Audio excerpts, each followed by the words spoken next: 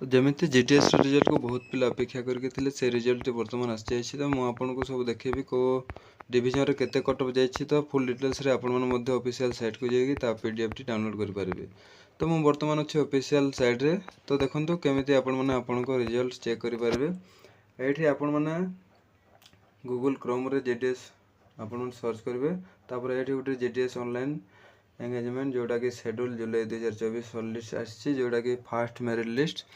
तो जदि आपणकर ना चेक करने चाहते आपणकर कौ डिविजन रे अप्लाई करथिले केते कट ऑफ जाइछि फुल डिटेल्स रे। तापर देखंतु एठी क्लिक करिवे।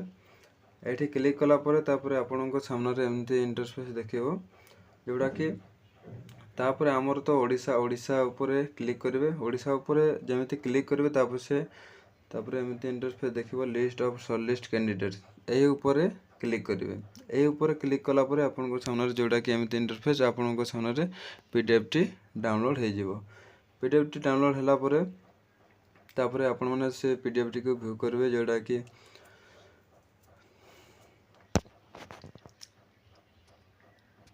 तापर देखि पाथबे आस्का डिवीजन एमती जोटा कि आपनकर यूआर ओबीसी एससी एसटी केते कट ऑफ जाइछि फुल डिटेल्स रे चेक करि पारबे। तापर रहिछि सब डिवीजन रहिछि आम ओडिसा रो बलांगीर रहिछि। तापर रहिछि